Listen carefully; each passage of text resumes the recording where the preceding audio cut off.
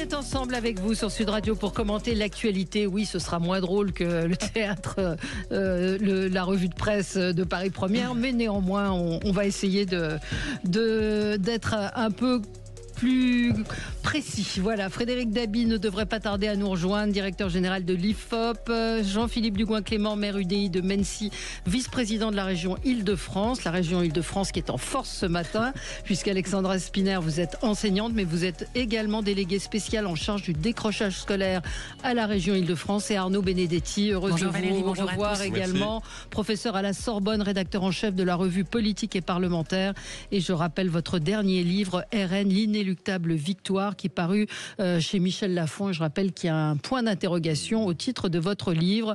On va évidemment revenir sur la mort. À lire absolument, je le dis à chaque fois. Mais... C'est gentil, merci. Oui, vraiment. Non, mais analyse brillante et intéressante, évidemment. La mort d'Elias, évidemment. J'ai l'impression je parlais ce matin avec un ami policier qui me disait mais c'est toujours le même débat, ça fait des mois, des années qu'on parle de cette justice des mineurs, on en parle et rien ne se passe. On va parler des réformes voulues par le ministre de l'Intérieur et celui de la Justice, et puis les 80 ans de la libération du camp d'Auschwitz. Près d'un jeune sur deux ne connaît pas la Shoah. Comment enseigner la Shoah, comment la transmettre? On en parle avec vous. Vos coups de cœur et vos coups de gueule. Alors on va commencer peut-être avec vous, Alexandra. C'est une appli dont vous vouliez nous parler. Alors une appli, une femme aussi. Moi, mon coup de cœur, c'est Sophie Naoum, que nous connaissons bien à la région, qui depuis 8 ans récolte la parole des derniers survivants de la Shoah. C'est tout à fait exceptionnel le travail qu'elle fait. Elle est allée voir tous ceux qui ont survécu à l'horreur et elle récolte leur témoignage qui est à l'état brut. Nous sommes très fiers évidemment à la région de la soutenir. Elle a consigné pour que l'histoire n'oublie pas et pour que ces témoignages-là soient toujours vivants, puisque les survivants de la Shoah sont évidemment très âgés. Elle fait un travail tout à fait remarquable. Je trouve que vraiment, il faut aller voir son film Les Survivants, qui a été diffusé hier sur LCI, qui est maintenant accessible gratuitement, pour que précisément ce travail de mémoire se fasse, parce que l'histoire de la Shoah, ça ne peut pas être quelque chose de figé. C'est quelque chose que on doit transmettre, qui doit rester vivant. C'est aussi et donc elle a créé une application qui est une application on a accès à cette appli sur toutes les plateformes possibles et imaginables.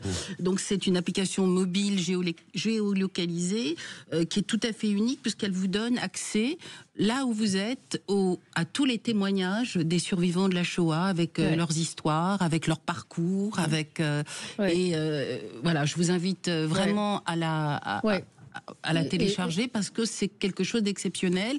Et vous dites comment transmettre la Shoah, quelle pédagogie. Nous, par exemple, nous emmenons en partenariat avec le Mémorial de la Shoah des lycéens à Auschwitz pour des voyages d'études. C'est quelque chose de tout à fait unique. C'est un travail très fort que nous faisons. Et vous remarquez un avant-après, le retour. Alors vraiment, il m'est arrivé à l'occasion d'un de mes premiers voyages avec des lycéens franciliens quelque chose de très émouvant. J'en garde un souvenir encore très fort. Au retour du voyage, nous sommes donc dans l'avion, et je vois une jeune fille pleurer. Bon, c'est toujours des voyages très forts. Il faut imaginer ce que c'est pour ces jeunes qui ne connaissent d'Auschwitz que des... Alors, il y a un travail préparatoire qui est tout à fait exceptionnel, qui a été fait par les enseignants, mais c'est... La culture livresque, c'est une chose. Voir l'horreur, le mal en face, c'est tout à fait autre chose. Et cette jeune fille pleure dans l'avion. Je vais la consoler, lui parler. Je pensais qu'elle était bouleversée de la journée qu'elle avait vécue. Et elle me dit, mais non, je pleure parce qu'en fait, on m'avait menti. On m'avait dit qu'Auschwitz, c'était une invention des Juifs pour que le monde s'apitoie sur eux. Et donc, ces voyages, voilà, ils servent à cela. Cette application de Sophie Naoum, elle sert à cela. que cette réalité soit figée et complètement incontestable. Oui, il y a les témoignages de ces 3 femmes aussi qui sont, on les a pu le voir Ginette Kolinka dans l'émission Quelle époque. Ces témoignages qui sont importants, elles sont presque centenaires, donc il faut continuer à les écouter, à entendre leur voix, entendre leurs paroles. Peut-être un commentaire. Oui, c'est extrêmement. Philippe Dugoin, Clément, approchez-vous du. Oui, c'est extrêmement important parce qu'on va rentrer dans les années qui viennent une époque où il n'y aura plus de témoignages de survivants. C'est vraiment la transmission alors qu'il n'y a plus de survivants et cette application.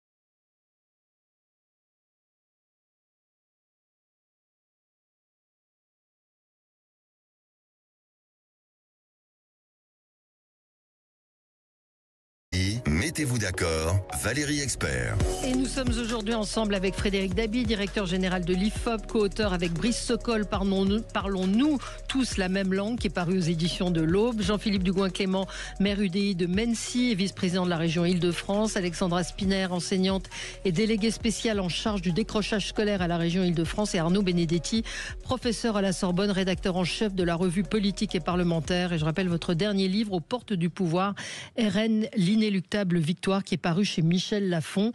On parlera avec vous de Boualem Samsal, puisque vous faites partie de ceux qui vous battez pour sa libération de façon très, très active. Peut-être on continuera avec vos coups de cœur et vos coups de gueule, mais c'est vrai que je voulais évoquer les 80 ans de la libération du camp d'Auschwitz. Près d'un jeune sur 2 ne connaît pas la Shoah, et vous vouliez réagir, Frédéric Dabi, par rapport à des études, des enquêtes que vous avez pu faire sur le sujet. Oui, je voulais faire un petit pas de côté par rapport à ce qu'a dit Alexandra Spiner. On a réalisé une enquête sur l'enseignement de l'histoire d'une manière plus générale pour la Fondation Napoléon, qui est passée un peu inaperçue parce qu'elle est sortie quelques jours après la dissolution du 9 juin, mais elle a quand même été visible dans le Figaro. Et c'est intéressant de voir que l'intérêt des jeunes pour l'histoire, et par rapport aux différents vecteurs, aux différents modes de transmission, l'enquête tourne le dos à l'idée que les jeunes ne veulent que des formats TikTok très très courts. Quand on leur demande quelle est pour eux la meilleure manière d'entendre ou de regarder l'histoire, ils mettent en premier visiter un musée ou une exposition. Donc, par rapport à dossier qui nous intéresse le 27 janvier, aller à Auschwitz, le cinéma, la télévision, la bande dessinée, ils sont plutôt multimodaux. Et donc, il y a toujours, sur ce type d'enquête, sur la transmission, l'enseignement de la Shoah, je suis toujours un peu prudent, parce que on fait chaque année, plutôt tous les 2 ans, avec l'UEJF et France 2, une enquête à l'occasion de la cérémonie du souvenir en septembre sur la transmission de la Shoah. On a des chiffres qui sont quand même positifs de manière écrasante, mais un sondage il faut sortir d'une logique majoritaire. Quand il y en a 15% qui disent qu'on parle trop de la Shoah, des jeunes, quand il y en a qui sont sur une logique de concurrence mémorielle, c'est très minoritaire.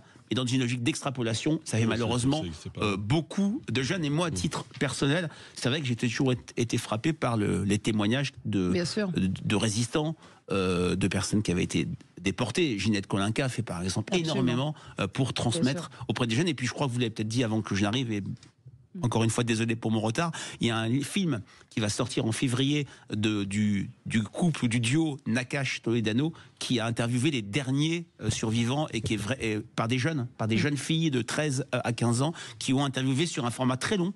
À chaque fois, c'est une trentaine de minutes qui ont été montées des personnes qui ont été déportées. Oui, Emmanuel Macron qui ce matin a promis « Nous ne céderons rien face à l'antisémitisme sous toutes ses formes ». Des mots. Il faudrait qu'il y ait des actes derrière. Oui, juste sur l'histoire, c'est intéressant ce que dit Frédéric, mais ce qui est quand même clair, quand on enseigne, on se rend compte, je crois qu'on est quelques-uns ici à enseigner, que, si vous voulez, le niveau de connaissance historique, c'est quand même largement infléchi. Et quand je dis infléchi, je suis particulièrement, je veux dire, clément, et c'est un euphémisme. Donc, il y a un vrai sujet, mais on porte une responsabilité aussi, c'est-à-dire, je veux dire, les adultes portent une responsabilité, et les politiques éducatives, depuis plusieurs décennies, portent des responsabilités, parce que, in fine, je veux dire, on a construit une histoire, si vous voulez, qui était une histoire, in fine, assez compliquée pour aussi les jeunes. Je pense notamment tout ce qui touche à la thématisation de l'histoire n'a pas forcément permis pour beaucoup de jeunes d'acquérir ce que nous avons dans notre génération pu acquérir, c'est-à-dire les fondamentaux. L'oubli de la chronologie, de ce point de vue-là, constitue véritablement, à mon avis, une faute pédagogique dont on n'a pas fini de payer les conséquences. Sans compter qu'ensuite, il faut aussi voir, quand on lit un certain nombre de manuels scolaires, certains manuels scolaires sont parfois très orientés aussi, j'allais dire, politiquement. C'est un biais qui ne permet pas, là aussi, j'allais dire, une bonne acquisition d'histoire. Quant à la Shoah, quand même, ce qui est force est de constater, c'est que, heureusement, que, je veux dire, une majorité, je veux dire, puisse dire qu'il est tout à fait logique qu'on enseigne la Shoah. Mais la minorité dont parle Frédéric n'existait pas il y a 20 ans, n'existait pas il y a 25 ans. Donc, de ce point de vue-là, il y a quand même un signal d'alerte qu'il faut prendre en compte. Et ce chiffre d'un jeune sur deux qui ne connaît pas la Shoah je n'ai pas eu ces chiffres dans nos enquêtes, mais quand bien même il y en aurait 3/4, ça veut dire qu'un quart ne connaît pas, alors que c'est un sujet qui est quand même très fortement traité. Bon, alors allez-y Frédéric, votre coup de, vous avez de coup de cœur, coup de gueule. Je vais faire vite, mais j'ai un coup de cœur et un coup de tristesse, si je puis dire. Le coup de cœur, vous savez que je suis fan de tennis, et il y a une sorte de monstre qui est en train d'écraser le tennis mondial, alors qu'on pensait qu'après les retraites de Federer et de Nadal, il y aurait une sorte de bataille de vide. Vous avez raison, et c'est vrai que cet Italien Yannick Sinner a survolé l'Open d'Australie, son 3e grand chelem après 3 finales. Donc c'est particulièrement impressionnant. Je rappelle, pour nous faire de la peine à tous, qu'on attend un vainqueur homme français depuis 1983, une vainqueur femme depuis 2000, non, peut-être un peu plus loin avec Marion Bartoli depuis une douzaine d'années. Pour le Tour de France. Hein. Voilà, on attend un champion. Ça fait longtemps, ça va faire 40 ans, je crois, cette année.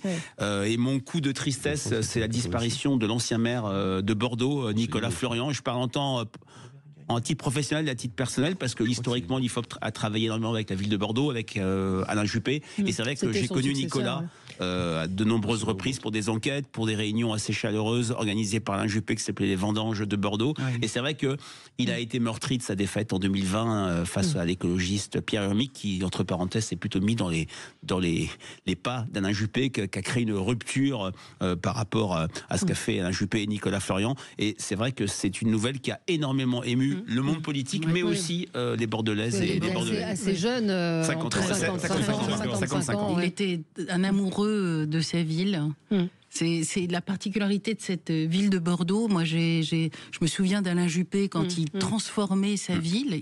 C'était tout à fait incroyable. Je me souviens d'un espèce de déambulation dans Bordeaux avec lui, et il nous expliquait sa ville, tout ce qu'il avait transformé. Il avait vraiment un souffle de bâtisseur de cathédrale. C'était absolument incroyable. On appelait Bordeaux la belle endormie.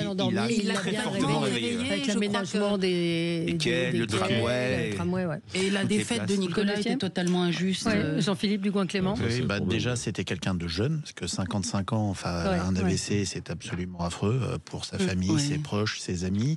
Et il fait partie effectivement avec Alain Juppé de ceux qui ont transformé Bordeaux. Alors d'ailleurs il l'a reparti payé électoralement parce que quand on transforme une ville, quand on prend le risque, le parti d'aménager, de changer, d'améliorer, c'était quelque chose, je pense, qu'il a vécu à l'époque comme une véritable injustice et se préparait pour les prochaines municipales. Il avait un engagement extrêmement fort là-dessus.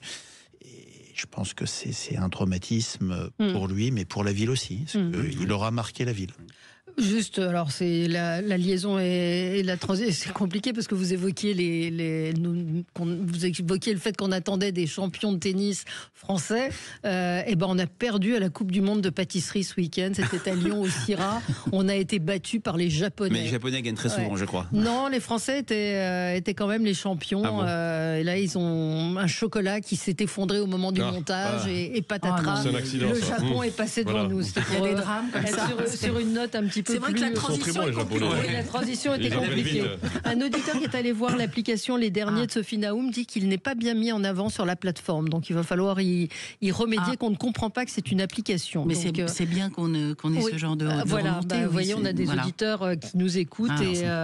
Et voilà. Arnaud Benedetti, donc des nouvelles de Boualem Sansal. Les dernières nouvelles de Boualem Sansal datent de la fin de la semaine. Il a subi une radiothérapie et il a été malheureusement retransféré en prison. Vous savez que depuis maintenant 2 mois, il n'arrête pas de faire des allers-retours entre la prison de Koléa et l'hôpital Mostafa. Ils l'ont retransféré en prison, ce qui quand même ne constitue pas, c'est le moins qu'on puisse dire, le cadre idéal pour prodiguer des soins de manière optimale.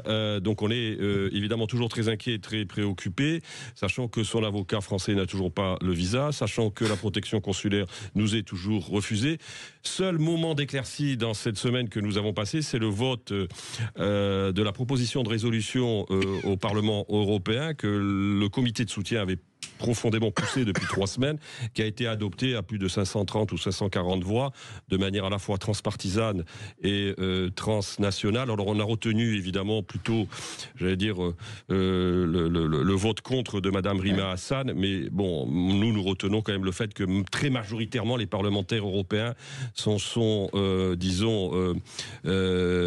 saisis et ont bien évidemment demandé la libération immédiate de Boualem Sansal. Ouais, et donc ça. Oui, mais on n'a pas de. Pour l'instant, si vous voulez, on reste malheureusement dans une position qui est une position. Alors, non, cette résolution est importante parce que. Pourquoi elle est importante ? Parce qu'elle permet de sortir un peu du face-à-face seulement franco-algérien, qui est un face-à-face dont on comprend bien qu'il est extrêmement piégeant pour Boualem Sansal, compte tenu de la dégradation des relations entre la France et l'Algérie. Et surtout, il enlève un argument au régime algérien qui est de considérer que, finalement, Boualem Sansal n'est défendu en France que par les nostalgiques. De 70 ans de guerre mémorielle, ce qui n'est pas le cas en l'occurrence, et que la cause de Boualem Sansal est une cause européenne, est une cause de principe, est une cause internationale pour la liberté d'expression, pour la liberté d'un romancier qui n'a pas à être incarcéré dans un régime qui malheureusement est de plus en plus policier.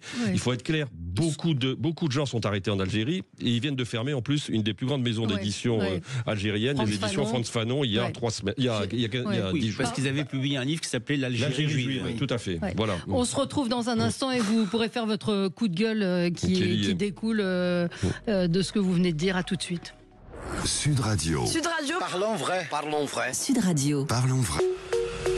Sud Radio, le 10h midi, mettez-vous d'accord, Valérie Expert. Et on est ensemble avec vous jusqu'à midi. Arnaud, donc coup de gueule contre le recteur de la mosquée de Paris. Je ne sais pas si vous avez écouté cette interview du recteur de la grande mosquée de Paris il y a 3 jours, vendredi, sur BFM, interrogé par Apolline de Malherbe, qui lui a posé la question s'il soutenait Boualem Sansal. Je rappelle que d'ailleurs tous les deux sont membres de la même académie, l'Académie des sciences outre-mer, puisque Boualem Sansal a été, intronisé dans cette académie il y a 3 ans, et le recteur pratiquement au même moment.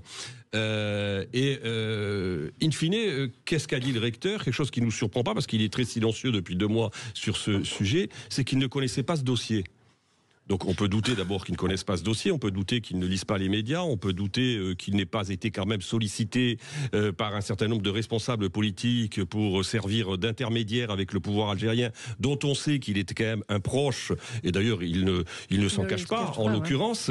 Donc nous dire qu'il ne peut pas prendre de position parce qu'il ne connaît pas le dossier, et qui plus est qu'il est lui-même avocat, et qu'il sait très bien qu'aujourd'hui les droits élémentaires de la défense de Boualem Sansal sont niés par le pouvoir algérien, je trouve ça quand même absolument surprenant, pour ne pas dire plus, c'est-à-dire totalement scandaleux en l'occurrence.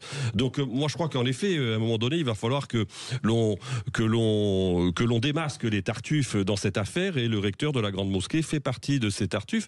Et nous d'ailleurs, nous allons écrire à l'Académie des sciences d'outre-mer pour demander à ce que, ils prennent des sanctions contre le recteur de la Grande Mosquée, qui pour le moins pourrait s'avérer solidaire de l'un de ses confrères. En tout cas, il y en a un de trop dans cette académie, et vous voyez bien lequel c'est. Fergan Aziari a tweeté, a fait un texte intéressant.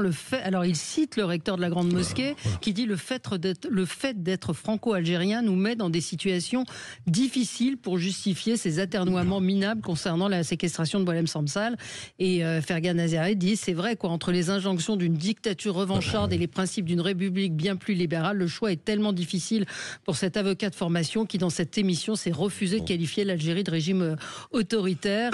Et c'est vrai que il était là en plus pour réagir à une enquête qui a été faite par l'opinion, dans laquelle il était écrit et dénoncé le fait que le halal en fait était la propriété, la marque halal, enfin la marque, je dis la marque, mais il y a un monopole de la mosquée de certification européen qui est attribué pour l'exportation des produits, et des gens de chez Lactalis expliquaient que jamais ils n'ont vu personne et que tout ça est purement administratif et que ça rapporte beaucoup d'argent. On verra la suite de cela. Jean-Philippe Ducoing-Clément. Alors, sur le coup de cœur ? Oui, sur votre coup de cœur. D'accord. Ça vient faire un peu écho d'ailleurs au non-vote par Madame Rima Hassan de LFI de la motion de soutien au Parlement européen à Boualem Sansal.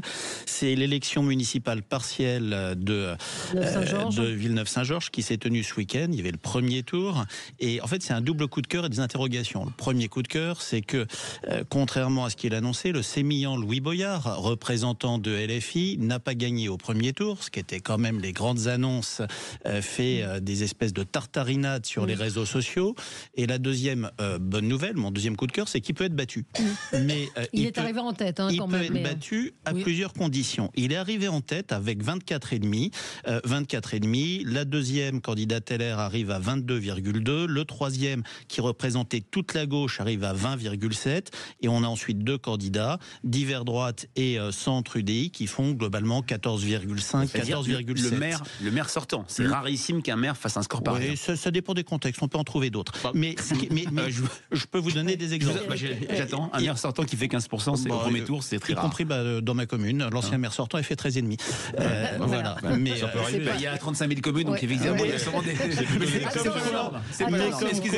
Mais comme quoi, ça peut arriver. Ça peut arriver. Oui. Voilà. Ce qui est intéressant, déjà, c'est de noter le très faible taux de participation effective. 25%, c'est ça, 30%. 30%. Mais on est sur une commune de 36 000 habitants, ça fait à peine plus de 4 000 électeurs. 4 000 électeurs sur 36 000 habitants dans la commune. C'est-à-dire que 1%, c'est l'équivalent de 40-45 voix. Donc quand on parle de 2% d'écart, on est à moins de 100 voix d'écart entre Monsieur Boyard et la deuxième. Et en fait, Christelle Nasme, qu'on connaît bien. Pourquoi est-ce qu'il peut être battu ? Et comment est-ce qu'il peut être battu ? Il y a deux conditions pour qu'il le soit. La première, c'est de savoir si la gauche continuera ou pas de se coucher devant LFI. Il y avait une liste de gauche unie, PS, PC, Verts, etc., qui arrivent, moins de 200 voix derrière Louis Boyard. Est-ce qu'ils vont se retirer ? Est-ce qu'ils vont fusionner ? Ou est-ce qu'ils vont se maintenir ? Est-ce que la gauche accepte de rester dans un schéma de soumission à LFI et à tout ce que porte LFI ? Je rappelle que sur la liste de Monsieur Louis Boyard, on retrouve quelqu'un qui ne condamnait pas, pour ne pas dire qu'il se félicitait, des attentats du 7 octobre. Il faut quand même rappeler un peu ce qu'on a en face de nous. On n'est pas sur on n'est pas sur quelque chose de commun. examen. Et puis la deuxième condition, est-ce que les différents candidats de droite, du centre, seront capables de se parler, de s'unir? Parce qu'il y a une chose qu'on constate de manière systématique. On l'a vu à Charleville contre le Front National, on l'a vu dans l'Isère contre LFI, c'est que quand il y a une union des démocrates contre les extrêmes ne gagnent pas. Et moi j'espère que dimanche prochain, LFI n'aura pas Louis Boyard pour gagner sa première ville, une ville importante, 36 000 habitants encore une fois, en Île-de-France. Ouais. C'est très intéressant ce qui vient d'être dit. Moi, je voudrais dire 3 petites choses. D'abord, effectivement, il arrive en tête, mais c'est infiniment moins que Jean-Luc Mélenchon, qui avait fait 46% à la présidentielle. Alors, ce n'est pas de bon ton de comparer des élections différentes. Et aux européennes, où LFI était seule, LFI avait fait avec Manon Aubry 39,2%. Deuxièmement, c'est vrai qu'il y a une incertitude. Compte tenu des règles de maintien pour le second tour, potentiellement, il peut y avoir non pas une triangulaire, une quadrangulaire, mais une pentagulaire dimanche prochain. Sans doute le maire sortant... lamentable, hein, non non, mais c'est la règle. On se maintient avec 10% des suffrages exprimés. C'est déconnecté de la participation. Pour une élection partielle, 30%, même si vous avez raison de rappeler le ratio en habitant, c'est pas si mauvais que ça. Parce qu'il y a très peu d'inscrits aussi sur les listes. Bien sûr, ça interroge. On a déjà vu pire. Mais c'est vrai que la question de est-ce que la liste Colson va se retirer au profit de la première adjointe LR, ça pourrait changer la chose. Troisièmement, et là, c'est la chose la plus importante, en 2020, LFI a fait l'impasse sur les élections municipales. Là, ils veulent compter pour les municipales avec, par exemple, David Guiraud à Roubaix, Nathalie Oziol à Montpellier, Sophia Chikirou à Paris. Et c'est vrai que va-t-il se passer ce qu'on a vu en Isère, c'est-à-dire un tout sauf LFI. La marque LFI est tellement abîmée, ostracisé par les Français. Je cite une enquête IFOP fiduciale pour Sud Radio où il y avait de mémoire 80% de mauvaises opinions pour LFI comme parti politique. Est-ce qu'il va se passer un tout sauf Louis Boyard où là, quelle que soit la configuration de second tour, celui-ci sera battu? En tout cas, il est en tête, mais il n'est pas gagnant, loin de là. C'est quand même plus incertain que pour l'Isère où dès le premier tour, tout le monde avait compris que Lies Loufoque, le candidat LFI, serait battu. Ouais. Arnaud, c'est-à-dire qu'il y a un enjeu national quand même à Villeneuve-Saint-Georges en l'occurrence, c'est de savoir si le nouveau Front populaire, surtout dans le contexte que l'on connaît à l'Assemblée nationale, est susceptible de rester d'une certaine manière uni à l'occasion d'une municipale. Donc la question se pose notamment auprès des, vous l'avez très bien dit, auprès des partenaires du nouveau Front populaire et particulièrement du Parti socialiste. Que vont-ils décider? Ça, c'est une vraie question. Ensuite, il y a toujours des enjeux locaux dans une élection municipale. Et on voit bien que si la droite est divisée, c'est aussi pour des raisons qui sont liées, je veux dire, vraisemblablement à des enjeux qui sont locaux de personnalité. Est-ce que la droite, ou en tout cas les oppositions à M. Boyard, sont capables de s'unir pour faire barrage? Ça, c'est une autre question. Mais on paye aussi quand même, moi je pense, les ambiguïtés d'un certain nombre de responsables politiques durant les dernières élections législatives, qui ont de fait, pour certains d'entre eux, y compris dans le bloc macroniste, appelé pour certains à voter plutôt pour des candidats de la France Insoumise plutôt que pour des candidats du Rassemblement National, ce qui à mon avis est une erreur politique et une erreur bien évidemment morale aussi. Bien sûr. Là, Louis Boyard avait rendez-vous avec le candidat communiste pour essayer de trouver une alliance. Donc effectivement, les masques vont tomber dans les heures qui viennent, de voir Alexandra. Évidemment, je souhaite la victoire de Christelle Niasme. Évidemment, j'espère que l'UDI aussi et toutes les droites et toutes les forces en présence prendront leurs responsabilités. Il faut bien comprendre que il y a on sait qui est ce pitre de Louis Boyard. On voit le spectacle affligeant qu'il propose à l'Assemblée. On sait son soutien au Hamas. On sait son clientélisme. On sait son communautarisme. Mais il faut bien comprendre qu'il y a aussi sur sa liste un soutien affiché, officiel au Hamas. Il y a là un candidat sur sa liste qui est officiellement pro-Hamas. Ouais. C'est ça la menace concrète, c'est que cet homme-là puisse porter l'écharpe tricolore. C'est conforme à la ligne de LFI. C'est insoutenable en réalité, c'est pas possible. Allez, on se retrouve. Chacun doit prendre ses responsabilités. Ça n'est plus surprenant avec LFI. C'est très étonnant.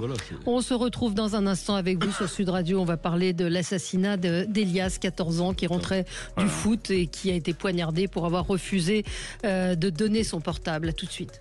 Sud Radio. Sud Radio. Parlons vrai. Parlons vrai. Sud Radio. Parlons vrai. Et on est ensemble avec vous sur Sud Radio. Et évidemment, l'actualité, hélas, c'est le meurtre, l'assassinat d'Elias, 14 ans, qui rentrait du foot dans le 14e arrondissement de Paris. Il a été poignardé parce qu'il a refusé de donner son portable. Les agresseurs sont 2 délinquants. Je ne dis pas jeunes, parce que pour moi, ce ne sont pas des jeunes. Quand on a 16-17 ans et qu'on se balade avec un couteau, donc ce sont 2 délinquants qui l'ont poignardé à la clavicule. Il a fait une hémorragie interne, plusieurs arrêts cardiaques. Et hélas, il en est mort. Les meurtriers d'Elias vivaient dans des logements sociaux. Il y en a 31% dans le 14e. Je reprends une dépêche, et bénéficient ainsi que leur famille depuis 2023 d'aide des services sociaux et municipaux. Depuis, tout va mieux, avait dit la maire écolo. En discutant avec les services sociaux, on a identifié 5 jeunes confiés à l'époque la maire, Karine Petit. Elle n'est pas écolo, je crois. Non, elle est PS, pardon, elle est PS, absolument. Même. On leur a apporté un soutien éducatif, on a aidé leur famille et depuis tout va mieux. Sauf que selon les informations, cette précision, je vais quand même la vérifier.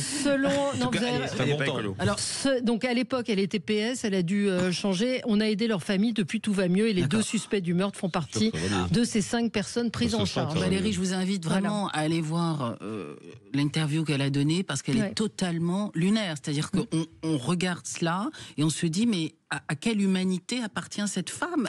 Sur quelle planète elle habite? Alors, bon, elle n'est pas... Oui. Non, mais c'est pas possible. Donc elle est passée de génération aux écologistes. Vous aviez raison, elle est passée chez les écologistes. Mais parlons, enfin là, la question qui se pose et qui revient comme une tarte à la crème. C'est le déni absolu. Et c'est la justice des mineurs. C'est-à-dire que ces mineurs étaient connus pour des faits. Ils avaient plusieurs sujets. Il y a plusieurs sujets. C'est qu'il y a une banalisation du port de couteau. C'est-à-dire, vous avez plein de jeunes, et je ne sais pas comment ça se passe à Mency, mais vous avez plein de jeunes qui ont des couteaux sur eux maintenant. C'est quelque chose maintenant qui est devenu absolument banal. Moi, je pense que ça devrait être un délit. C'est-à-dire que quand ces jeunes sont pris avec un couteau, il faut que la justice, il y ait quand même quelque chose de pédagogique et qu'ils comprennent qu'on ne peut pas se balader avec un couteau. Parce que la conséquence directe d'avoir un couteau sur soi, c'est que effectivement, on peut le sortir et on peut planter son couteau sur quelqu'un et il peut mourir. Donc ça, je pense qu'il y a beaucoup de jeunes qui ne s'en aperçoivent pas. Le deuxième point, c'est que systématiquement, il y a cette excuse de minorité dont vos auditeurs doivent savoir qu'ils divisent la peine encourue par 2. Ouais. Voilà. Et moi, je pense qu'il faudrait inverser ce principe et que l'excuse de minorité pourrait être éventuellement, je parle sous votre contrôle, avancée par la cour d'assises. Mais elle peut être refusée, l'excuse de minorité, non? Oui, mais c'est tout à fait à la marge, c'est tout à fait exceptionnel. Vous imaginez le message envoyé par la justice aux mineurs? Ça n'est pas possible. Et surtout, toutes ces affaires sont systématiquement correctionnalisées. Alors que c'est un crime. Et je trouve que le message est dingue. C'est-à-dire que pour ces jeunes, c'est rien. Et d'ailleurs, on voit dans les affaires de narcotrafiquants que vous avez des jeunes tueurs à gages auxquels on explique que, de toute façon, ils sont mineurs, ils ne risquent pas grand-chose. Et c'est ça qu'il faut casser. J'entendais ce matin Laurent Nunez évoquer Alors, il y a moins d'agressions qui sont commises par des mineurs.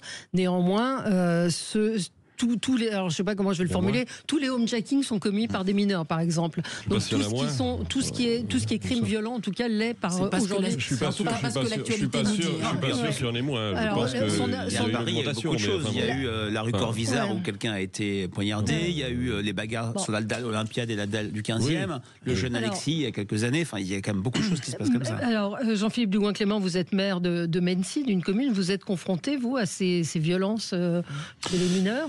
Plusieurs choses. Moi, déjà, toute ma compassion, mes pensées pour la famille. Parce que quand on vous dit un soir que vous ne reverrez jamais votre enfant de 14 ans parce qu'il a été poignardé par d'autres mineurs qui sont des multirécidivistes, c'est un cauchemar.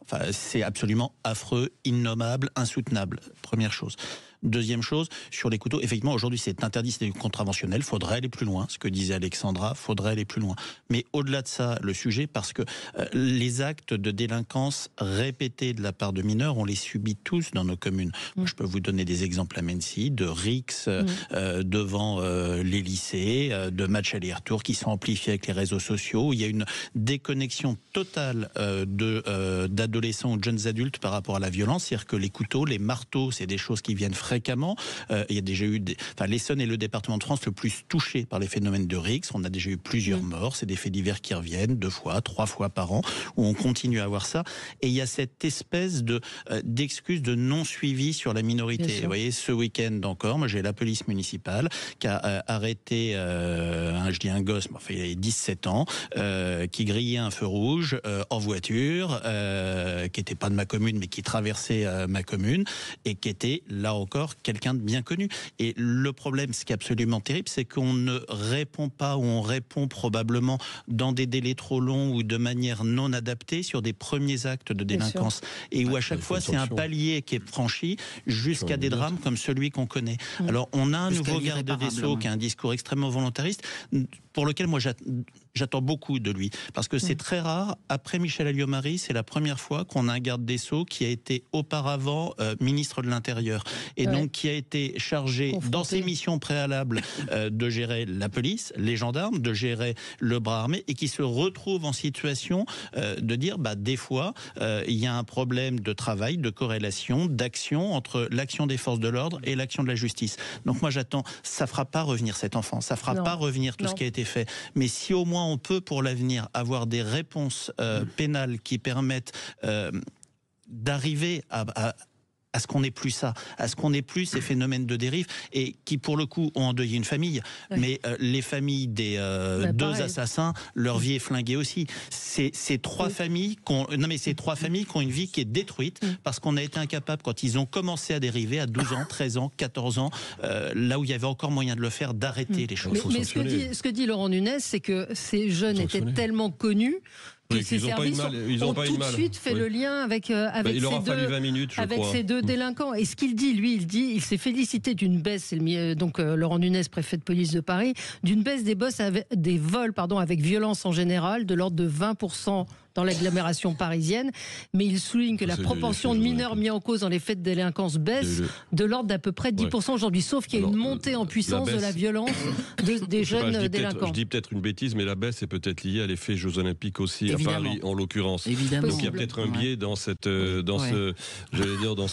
analyse du préfet de police, parce que quand même, clairement, ce que l'on voit, c'est ça qui est très frappant, c'est en effet l'extrême jeunesse des délinquants. Ça, c'est quand même un phénomène qui est nouveau et qui est particulièrement préoccupant. Et deuxièmement, c'est qu'aujourd'hui, tous les territoires sont touchés. Parce que très franchement, le 14e n'était pas un arrondissement qui était particulièrement, exposé il y a 10 ans, 15 ans, 20 ans à ce type d'actes de délinquance. Donc aujourd'hui, on voit bien que ça se répartit à peu près sur l'ensemble du territoire. Ensuite, quand même, il y a un sujet fondamental, il est politique en l'occurrence, parce que si on veut changer les choses, il faut malgré tout modifier l'architecture législative, en l'occurrence, parce que c'est ça qui nous permettra finalement de nous donner les moyens politiques de pouvoir notamment mieux sanctionner. Le problème, c'est qu'il faut sanctionner dès le premier acte de délinquance, en l'occurrence. Et c'est ce qui se fait dans d'autres pays et qui, malgré tout, porte ses fruits. C'est ce que défend Bruno Retailleau. Dispose-t-il des moyens politiques, encore une fois, sur ce sujet comme sur d'autres, de pouvoir mener... D'ailleurs, ça ne dépend pas de lui, ça dépend de Darmanin, vous avez raison de le rappeler, qui est garde des Sceaux en l'occurrence. Est-ce que Darmanin et Retailleau disposent des moyens politiques et des moyens parlementaires pour engager une réforme de ce type? Ça, c'est une autre question. Oui, mais alors allez-y, Frédéric. Non, mais ce qu'on entend, c'est très à l'unisson, ce que vous avez dit, monsieur le maire, et vous Arnaud, sur ce que nous disent les Français. Maintenant, l'insécurité, c'est plus un sujet gauche-droite, c'est un sujet général. S'il n'y a plus cette césure qu'on avait il y a quelques années. Et deuxièmement, très clairement, ce n'est pas une question de police. C'est pas, à travers votre discours, c'est pas on manque de policiers, c'est l'insuffisante réponse pénale. C'est une question de justice. Alors, il y a quand même un élément assez intéressant. Les Français, dans nos enquêtes qualitatives, déploraient souvent l'opposition réelle ou artificielle entre Beauvau et la place Vendôme, entre la justice et le ministère de l'Intérieur. On se souvient, Valls, Christiane Taubira, encore plus près de nous, Éric Dupond-Moretti et Gérald Darmanin. Là, ils ont le sentiment qu'il y a un vrai duo qui tire dans le même sens. Je crois que ce soir, Gérald Darmanin est aux 20h de TF1 pour proposer des choses. Alors, c'est aussi quelque chose, c'est un grand classique, un fait divers ou un fait de société particulièrement tragique qui va émouvoir les Français. On voit les politiques exploiter, je dis pas exploiter, je ne dis pas au sens tirer profit, mais prendre pied sur ce fait pour pouvoir essayer de changer les choses. Mais il y a un vrai désarroi de la part des Français, puisque quand on les fait parler, ça fait combien de temps, Amandine, Frédéric, Thomas, tout ce qui vient de se passer, Philippines, bien sûr, et il y a clairement le sentiment dans nos enquêtes, à la phrase « on se sent en sécurité nulle part », 62% des Français disent oui, et comme vous le dites, pas seulement les grandes métropoles, pas seulement les banlieues, également les communes rurales. Mais combien de fois on a traité ce sujet ? Enfin, je suis pas une jeune journaliste, j'ai l'impression que ça fait 30 ans qu'on dit la justice des mineurs, la loi... Il y a un point important dans le débat public, c'est que, si vous voulez, la théorie du sentiment d'insécurité est en train véritablement de s'effondrer, en l'occurrence. C'est théorie qui est vieille d'ailleurs, qui remonte aux années 80. Elle avait été... Perfit. Oui, mais 70 même. Le sentiment d'insécurité, je veux dire, ça avait été théorisé notamment quand les socialistes sont arrivés au pouvoir dans les années 80, parce que justement, ils étaient déjà confrontés à la question de la sécurité. On l'a oublié, mais c'est une réalité qui animait déjà le débat public. Mais cette théorie du sentiment me semble aujourd'hui quand même particulièrement invalidée. Oui. C'est le phénomène quand même d'aggravation de la violence des mineurs ou des jeunes adultes, d'une violence totalement débridé, il est en explosion depuis quelques années et on n'a pas su mettre en place collectivement les moyens d'y répondre d'un point de vue judiciaire. Enfin, on a cette semaine aux assises d'Evry le jugement des assassins d'une jeune fille de 14 ans qui a été assassinée, qui a été poignardée dans une rixe il y a de cela quelques mois en Essonne. On est sur des actes qui se renouvellent, qui se répètent, qui à chaque fois sont dramatiques, avec des parcours généralement assez similaires de la part des assassins qui sont des gosses qui ont commencé par des petits délits et puis d'avoir un crescendo dans la délinquance et auquel on n'a pas répondu. Et ça, c'est quelque chose qui est plus possible. On ne peut plus l'entendre. Et ce phénomène de normalisation d'une hyperviolence, ça, c'est quelque chose qu'on n'avait peut-être pas il y a 20 ou 30 ans. En tout cas, moi, je trouve, depuis une dizaine d'années, qui a augmenté très fortement. C'est un ressenti, mais c'est mon ressenti en tant que maire. Mais lisez Maurice Berger, qui avait encore fait une tribune la semaine dernière dans le Figaro, qui alerte depuis plus de 20 ans, qui avait écrit ce livre Si nous ne voulons pas que nos enfants deviennent des barbares, et qui raconte comment ces enfants en fait ne savent pas faire semblant, n'ont plus d'empathie, ne sont pas élevés en fait. Et on arrive à des gens qui ne se rendent pas compte de la gravité de ce qu'ils font. Alors là, on a l'avocat, figurez-vous, qui vient de s'exprimer en disant il regrette. Il regrette ce qu'il a fait. On est ravis de l'apprendre. C'est une bonne défense. Je trouve que ça démarre fort. Parfois, les avocats seraient bien inspirés de se taire et d'éviter les médias. Non, mais il regrette. Oui. Alors, t'as pas fait exprès. Allez, on sort. Et puis peut-être pour petite. Cela dit, vraiment, je pense que le fait d'avoir un couteau sur soi pour un mineur était un délit. Oui, mais il prendrait un marteau, c'est ce que nous dit un auditeur. Vous avez des feuilles de boucher, vous avez des marteaux, vous avez aujourd'hui des tournevis, vous avez tout et n'importe quoi. Je sais pas, c'est pas à vous que je vais apprendre ça. Mais il y a aussi les marteaux qui sont... le couteau est peut-être plus... Couteau, plus quand je dis un couteau, tout objet contendant... Voilà. Oui, mais ça rejoint le débat qu'on a régulièrement sur la déliquescence de nos services publics. Je vous encourage à lire Le Parisien ce matin, enfin c'est Parisien Région, sur ce marché à ciel ouvert à Vitry, sur Seine, où on vend de la viande à même le sol dans des camionnettes, où on vend des produits interdits et dangereux. Que font les services vétérinaires quand vous voyez que les bouchers dans nos marchés sont contrôlés par l'hygiène, ce qui est tout à fait normal, et on laisse des situations comme celle-là perdurer. Enfin bon, on part un peu loin de cette histoire. Puis juste une petite chose, c'est qu'on a appris, figurez-vous, puisqu'on peut penser aussi au président de la République qui s'empare des sujets importants comme de pouvoir payer le péage avec son téléphone, eh bien le TikToker n'a jamais été verbalisé. Vous avez vu ça ? Oui. Il n'a pas été verbalisé, il n'a jamais passé le péage. Non, mais il n'a pas eu de retrait de points, il n'a pas eu d'amende. Donc en plus, Emmanuel Macron a répondu... C'est parti d'une fake news. C'est parti d'une fake news. D'accord. Ouais, vous êtes sans voix. C'est énorme. C'est assez énorme, donc c'est expliqué que la préfecture n'a jamais retrouvé la trace de la verbalisation de ce jeune homme. Voilà.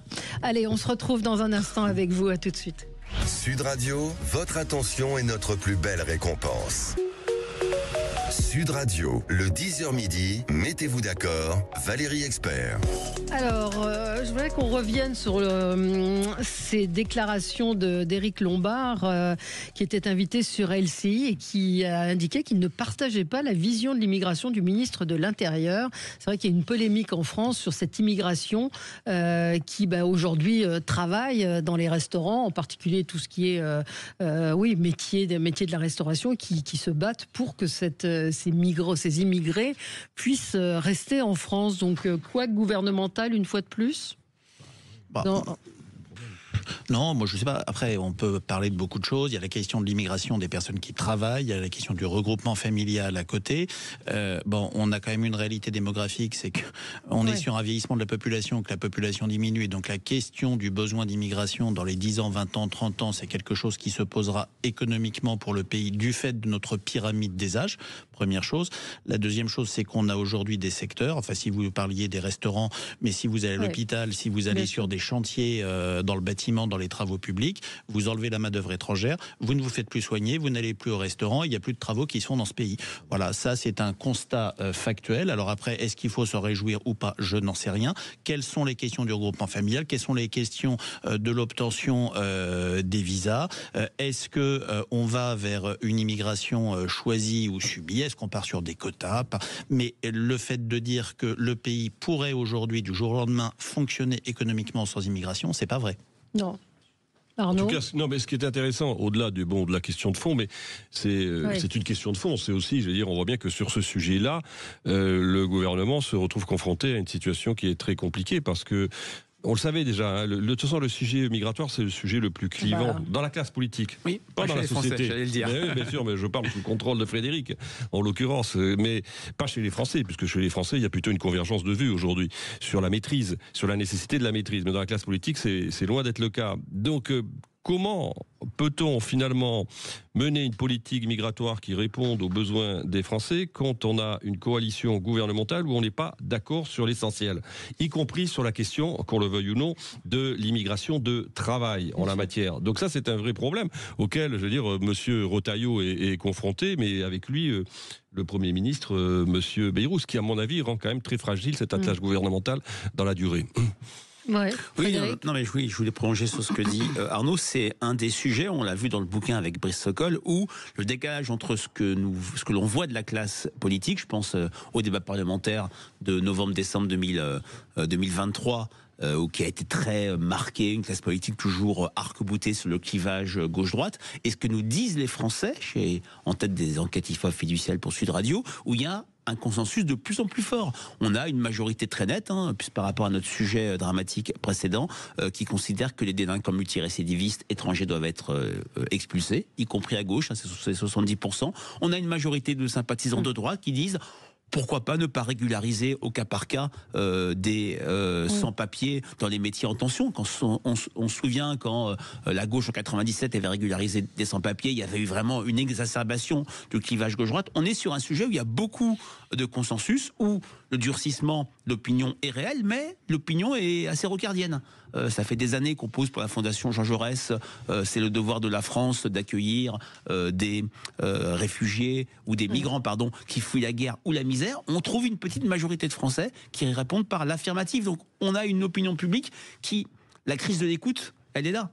Entre des Français qui sont assez consensuels sur ce sujet et un sujet qui reste dans la classe politique extrêmement marqué par des imprécations, des anathèmes. Vous êtes texté d'extrême droite ou de laxiste à tout bout de champ. Mais on a le sentiment quand même que tout ça est très peu contrôlé, très peu maîtrisé. C'est la question de la maîtrise, d'ailleurs, pour la sécurité aussi. Quand vous voyez ce qui se passe à la Gaîté Lyrique, qui est occupée depuis plusieurs semaines maintenant, où il y a des bagarres en pleine rue, et on se dit qu'est-ce qui se passe, quoi. C'est Alexandra Spinner.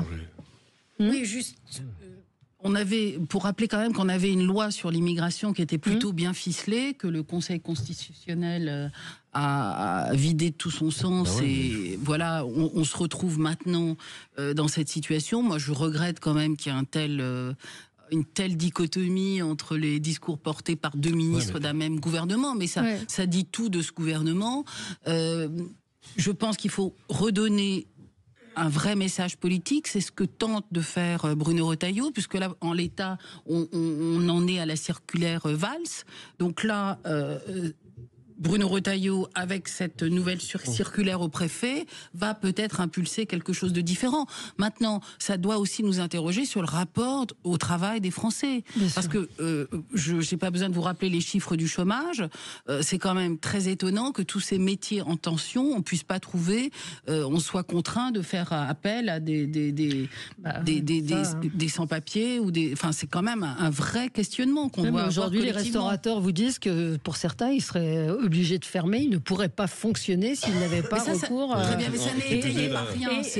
La crise du Covid a renforcé ça aussi. Oui, et il y a ce paradoxe que souligne Sophie de Menton, c'est-à-dire ces gens à qui on fait des fiches de paye et qui n'ont pas de papier.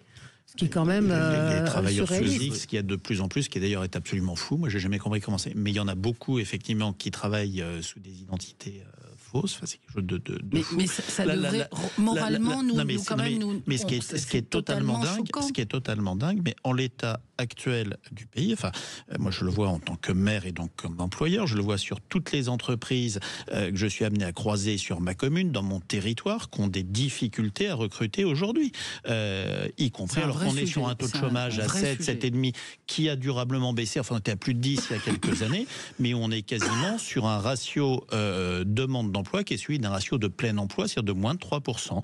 Alors est-ce que les minima sociaux sont trop forts? Est-ce que l'assurance... Je n'en sais rien, mais la réalité c'est que si on enlevait aujourd'hui la main-d'œuvre étrangère d'un certain nombre de secteurs, les hôpitaux ne fonctionnent plus. Prenez les médecins, les aides-soignants qui d'ailleurs sont totalement exploités avec des statuts qui ne sont pas les statuts dont bénéficient les salariés français. Il n'y a plus d'hôpital public sans la main-d'œuvre étrangère, il n'y a plus de bâtiments, il n'y a plus de travaux publics, il n'y a plus de restauration. Et c'est quelque chose qu'on peut pas, dont on ne peut pas s'exonérer. Après qu'il faille contrôler l'immigration, qu'il faille poser des questions sur la naturalisation, sur le regroupement familial, ça c'est une évidence. C'est une évidence. C'est une évidence. Par contre, le fait de la main-d'œuvre étrangère, aujourd'hui, on en a besoin et je pense que dans les 10, 20, 30 ans, ce besoin va s'accentuer parce que même si ce pays travaille plus collectivement, le vieillissement de la population fait qu'on aura besoin mécaniquement de main-d'œuvre étrangère. Arnaud, sur la main-d'œuvre dans les hôpitaux, on est un peu responsable parce que si on avait relâché le numerus clausus il y a plus longtemps, on n'en serait pas là et on ne serait pas obligé d'aller chercher des médecins étrangers. Ou les aides-soignants. Mais ça aussi, je veux dire, parce qu'il y a des problèmes aussi, je veux dire, de salaire, on sait très bien, de conditions de travail. Les 35 heures n'ont pas arrangé les choses dans les hôpitaux. Enfin, tout autant de problèmes que l'on connaît bien. Mais sur ce que vous disiez, la loi immigration, le problème c'est la hiérarchie des normes. Si elle a été censurée, le Conseil constitutionnel a jugé en droit de manière tout à fait licite, en l'occurrence. Et tant que vous ne renverserez pas, ou vous ne verserez pas la hiérarchie des normes, vous ne pourrez pas reprendre la maîtrise de votre politique migratoire. C'est aussi simple que cela. Et d'ailleurs, Bruno Retailleau l'a parfaitement compris de son côté. Voilà. Le Courrier de Genève, titre Génocide d'Auschwitz à Gaza, plus jamais ça. J'ai cru que c'était une fake news. En fait, non. Le Courrier de Genève existe. C'est un journal quotidien russe de langue française qui est... Alors qu'Auschwitz a été libéré par les Russes, par les soviétiques. Pardon. Alors qu'Auschwitz a été libéré par l'armée rouge.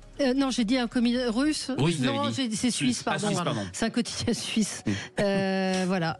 J'ai cru que c'était un truc fake, mais non, Rima Assad vient de le retweeter en disant bonne journée. Donc voilà, tout va bien. Allez, on se retrouve demain. Très bonne journée sur Sud Radio. Sud Radio. Sud Radio. Parlons vrai. Parlons vrai. Sud Radio. Parlons vrai.